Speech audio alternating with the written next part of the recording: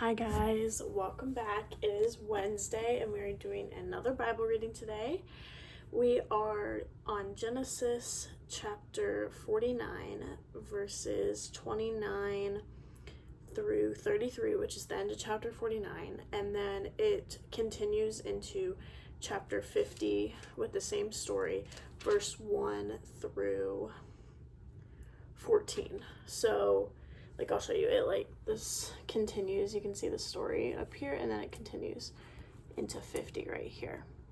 I don't know if you can see that, but there you go. So let's get started. And this is called Jacob's Death and Burial. Then he charged them, saying to them, I am about to be gathered in my people. Bury me with my ancestors in the cave in the field of Ephron the Hittite, in the cave in the field at Machpelah, near Mamre, in the land of Canaan, in the field that Abraham bought from Ephron the Hittite as a burial site.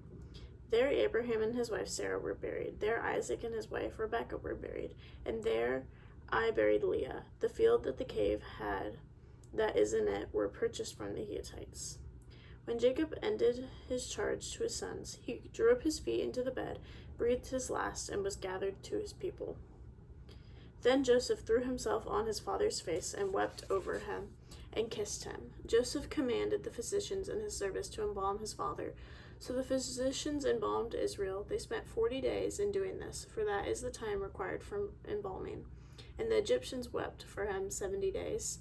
When the days of weeping for him were past, Joseph addressed the household of Pharaoh. If now I have found favor with you, please speak to Pharaoh as follows. My father made me swear an oath, he said. I am about to die in the tomb that I hewed out for myself in the land of Canaan. There you shall bury me. Now therefore let me go up, so that I may bury my father, then I will return. Pharaoh answered, Go up and bury your father, as he made you swear to do. So Joseph went up to bury his father. With him went up all the servants of Pharaoh, the elders of his household, and all the elders of the land of Egypt, as well as all the household of Joseph, his brothers, and his father's household. Only their children, their flocks, and their herds were left in the land of Goshen. Both chariots and charioteers went up with them. It was a very great company. When they came to the threshold floor of Atad, which is beyond the Jordan, they held there a very great and sorrowful lamentation, and he observed a time of mourning for his father 7 days. When the Canaanite inhabitants of the land saw the mourning of the threshing floor of Atad, they said, This is a grievous mourning on the part of the Egyptians. Therefore the place was named Abel Mizraim. It is beyond the Jordan. Thus his sons did for him as he had instructed them.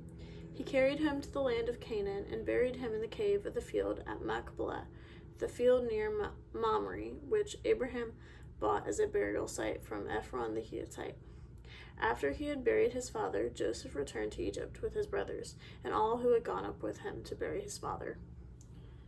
Okay, so this is the end of that story. And it's a very sad story as we learn that his father is dead. And they all knew this was coming from the stories that we told in the past. But Joseph's father is dead. And Joseph weeps for him and mourns for him for a long time. We learn about for up to 70 days. It's just the first part. And then the second part is another 7 days at the burial site. So this is a long time of grieving for his father. And I can expect, because he knew his father when he was young, but then he got outcasted basically because his brothers thought he was tried to kill him and then sent him away, as we learned earlier. And then he finally got to meet his father again for only a few short years before he died. So this is probably very hard for Joseph, especially, and hard for his family as well, with all of his brothers and other people in the house that lived with his father. So he dies, the burial site happens, they mourn, and it basically ends with them all mourning, and even the Egyptians are there, and they are there for so long that the name of the land gets changed.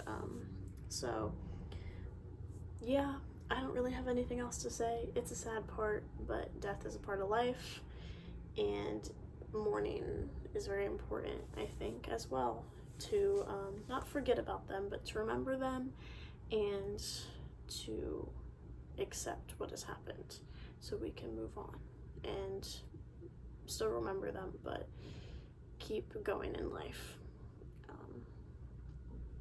without them, sadly. So I'll end there. We will start the next story tomorrow, and I hope you guys have a great rest of your day. Bye.